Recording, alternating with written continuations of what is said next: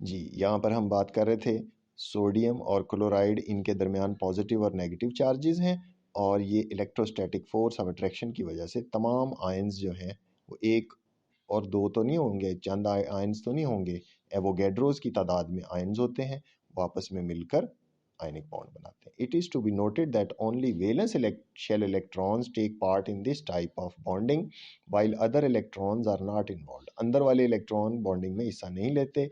In such type of reaction heat is usually given out।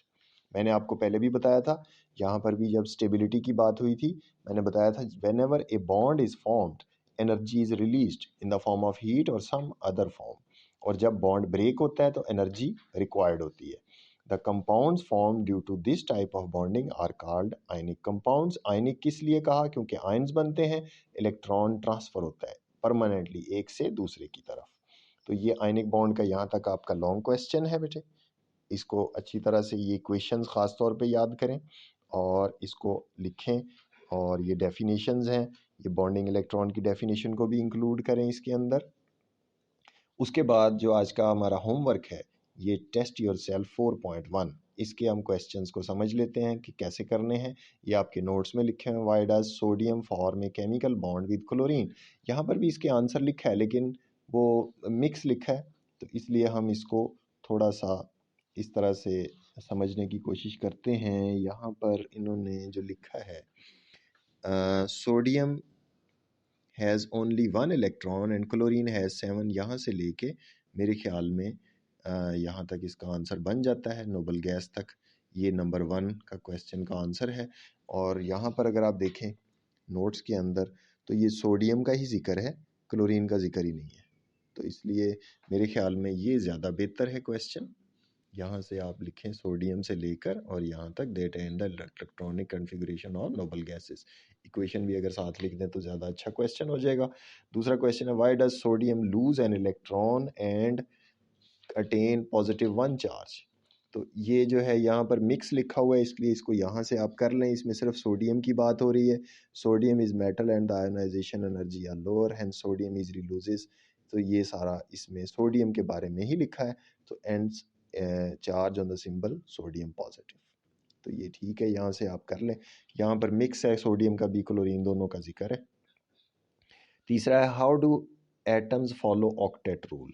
तो ये जो चीज़ है ये आपने यहाँ पर लिखी थी, पढ़ी थी कि they form in 3 ways, by losing और बाय गेनिंग और बाय शेयरिंग ऑफ इलेक्ट्रॉन्स। तो ये वाला वही तीसरा सवाल है। चौथा सवाल है जी, which electrons are involve in chemical bonding. तो ये मैं आपको बता चुका हूँ, क्वेश्चन नंबर 4, ये इसका आंसर यहाँ पर है। और यहाँ पर भी ये इन्होंने अनपेयर्ड लिख दिया है। अनपेयर्ड जो है मेरे ख्याल में, मुझे इससे इत्तेफाक नहीं है, वैलेंस इलेक्ट्रॉन, यहाँ बुक में भी वैलेंस ही लिखा हुआ है, तो इसलिए आप इसको अगर यहाँ से लिखते हैं तो इसे ठीक कर लें, ये वैलेंस होगा। ठीक है जी।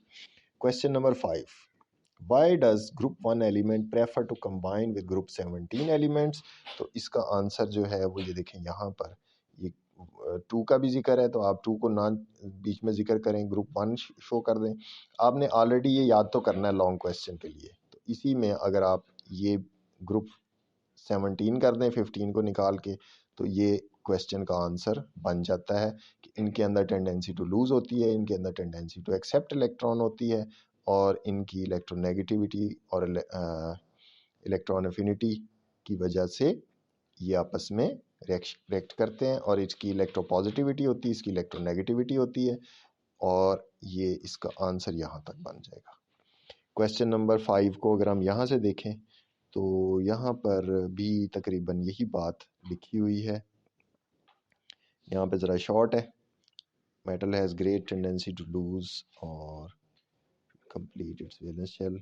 तो अगर आपको ये अच्छा लगता है ये वाला कर लें, मेरे हिसाब से मुझे ये वाला अच्छा लग रहा है कि यहाँ तक इसको किया जाए। उसके बाद why chlorine can accept only 1 electron. तो इसको भी हम यहीं से देख लेते हैं। There are 7 electrons in the valence shell, it requires only 1 electron to complete its valence shell, hence chlorine atom accepts only 1 electron.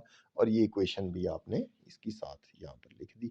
ये यहाँ पर मिक्स करके सोडियम और क्लोरीन की इकट्ठी बात लिखी हुई है, तो आप इसको अलहदा से ये यहाँ से भी लिख सकते हैं। तो ये आज का हमारा टॉपिक है, आयनिक बॉन्ड। तो कोवलेंट बॉन्ड को हम फिर कल पढ़ेंगे, क्योंकि वो एक अलग कंप्लीट टॉपिक है, वो फिर लेंथी हो जाएगा।